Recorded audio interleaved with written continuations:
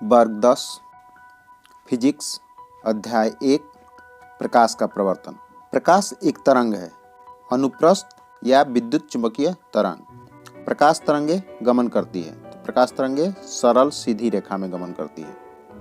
निर्वात में प्रकाश का चाल कितना होता है? तो निर्वात में प्रकाश की चाल 3 × 10⁸ मीटर प्रति सेकेंड, यानी अगर किलोमीटर में कहेंगे तो 3 × 10⁵ किलोमीटर प्रति सेकेंड, या इसी को कह सकते हैं 3 लाख किलोमीटर प्रति सेकेंड।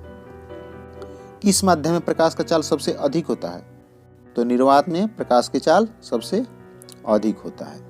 प्रकाश के प्रवर्तन के कितने नियम होते हैं? तो प्रकाश के प्रवर्तन के 2 नियम होते हैं। पहला, आपतन कोण प्रवर्तन कोण बराबर होता है, और आपतित किरण, प्रवर्तित किरण और आपतन बिंदु पर डाला गया अभिलंब तीनों एक ही समतल में होते हैं। प्रकाश का तरंग सिद्धांत किसने दिया था?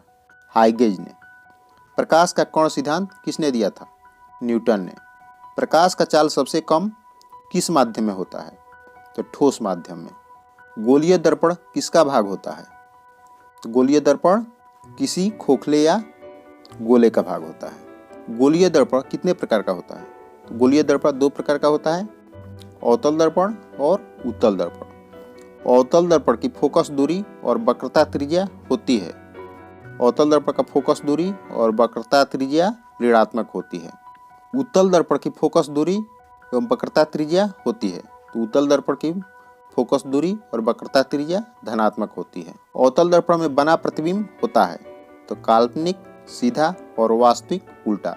यानी काल्पनिक अगर प्रतिबिंब बनेगा तो हमेशा सीधा होगा, और वास्तविक बनेगा तो हमेशा उल्टा होगा। अवतल दर्पण में कितने प्रतिबिंब बनते हैं? तो 6।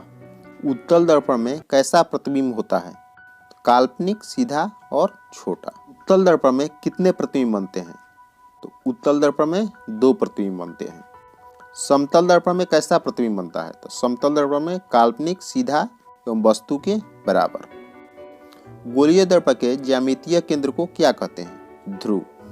अवतल दर्पण को अन्य किस नाम से जाना जाता है?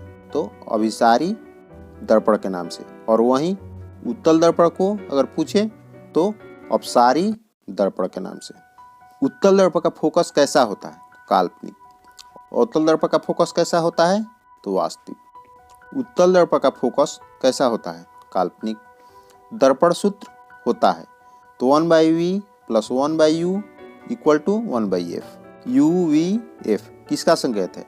तो वस्तु की दूरी को U से प्रदर्शित करते हैं, प्रतिबिंब की दूरी को V से प्रदर्शित करते हैं, और फोकस दूरी को F से प्रदर्शित करते हैं। गोलीय दर्पण की फोकसांतर एवं वक्रता त्रिज्या के बीच का संबंध क्या होता है? तो इसका संबंध होता है F = R/2, या इसको कह सकते हैं R = 2F, यानी फोकस दूरी × 2 बराबर वक्रता त्रिज्या, यानी वक्रता त्रिज्या फोकस दूरी की दुगुनी होती है।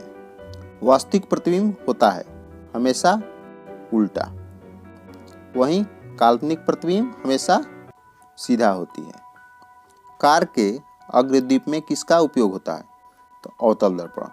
दाढ़ी बनाने में या हजामती दर्पण के रूप में किसका उपयोग होता है? तो अवतल दर्पण, क्योंकि अवतल दर्पण में हमेशा बड़ा प्रतिबिंब बनता है। गाड़ी के साइड मिरर के रूप में किसका उपयोग होता है? तो उत्तल दर्पण। प्रतिबिंब कितने प्रकार के होते हैं? तो 2 प्रकार के, वास्तविक एवं काल्पनिक। प्रकाश के गमन पथ के दिशा को क्या कहते हैं? किरण। प्रतिबिंब की ऊंचाई और बिंब की ऊंचाई के अनुपात को क्या कहते हैं? आवर्धन। वक्रता त्रिज्या का संकेत होता है R या 2F, यानी R = 2F। इसको वक्रता त्रिज्या को R से भी दर्शाते हैं, या इसको 2F भी कहते हैं, क्योंकि R = 2F होता है। समतल दर्पण का प्रवर्तक सतह कैसा होता है? समतल। अवतल दर्पण का प्रवर्तक सतह कैसा होता है? धंसा हुआ। जैसे यह अवतल दर्पण हो जाएगा, और वहीं उत्तल दर्पण दिखाएंगे तो उत्तल दर्पण ऐसा हो जाएगा, उभरा हुआ। तो उत्तल दर्पण का प्रवर्तक सतह कैसा होता है? तो उठा हुआ, यह उठा हुआ है, और अवतल दर्पण धंसा हुआ है। किसी दर्पण का आवर्धन धनात्मक हो तो प्रतिबिंब होता है काल्पनिक एवं सीधा। किसी दर्पण का आवर्धन ऋणात्मक हो तो प्रतिबिंब होगा वास्तविक एवं उल्टा। वास्तविक प्रतिबिंब कहाँ बनता है? दर्पण के सामने, यानी वास्तविक प्रतिबिंब हमेशा दर्पण के सामने बनेगा, और काल्पनिक प्रतिबिंब दर्पण के हमेशा पीछे बनेगा। मुख्य अक्ष के समानांतर चलने वाली किरणें दर्पण से टकराने के बाद कहाँ से होकर जाती है? तो फोकस बिंदु से। किसी वस्तु से निकलकर दर्पण से टकराने के बाद किरणें वापस किस बिंदु से होकर गुजरती है? तो वक्रता केंद्र से। समतल दर्पण का फोकस दूरी एवं वक्रता त्रिज्या होता है अनंत पर। चिकित्सा के क्षेत्र में आँख, कान, गला एवं दांत के जांच के समय प्रकाश के प्रवर्तक के रूप में किस दर्पण का उपयोग किया जाता है? तो अवतल दर्पण का,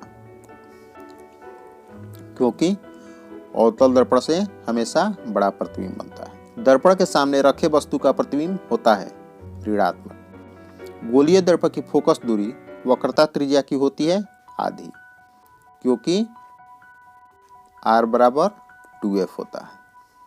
सोलर कुकर में किस दर्पण का उपयोग किया जाता है? तो अवतल दर्पण का। सर्च लाइट में किस दर्पण का उपयोग किया जाता है? तो अवतल दर्पण का। एक गोलीय दर्पण की फोकस दूरी 20 सेंटीमीटर है, तो यह दर्पण कैसा होगा? उत्तल दर्पण। किसी दर्पण की फोकस दूरी 10 सेंटीमीटर हो तो उसका वक्रता त्रिज्या होगा 20 सेंटीमीटर, क्योंकि फोकस दूरी के दुगुना होता है वक्रता त्रिज्या। तो अगर यह 10 होगा तो 10 गुणे 20, 2 बराबर 20 हो जाएगा वक्रता त्रिज्या। किस दर्पण का दृष्टि क्षेत्र बड़ा होता है? तो उत्तल दर्पण का, क्योंकि यह उत्तल दर्पण हुआ जो उभरा होता है, तो इसका दृष्टि क्षेत्र बड़ा हुआ। किस दर्पण का दृष्टि क्षेत्र छोटा होता है? तो अवतल दर्पण का। प्रकाश की चाल अलग अलग माध्यम में होता है भिन्न भिन्न। किस प्रतिबिंब को पर्दे पर प्राप्त किया जा सकता है? वास्तविक प्रतिबिंब को।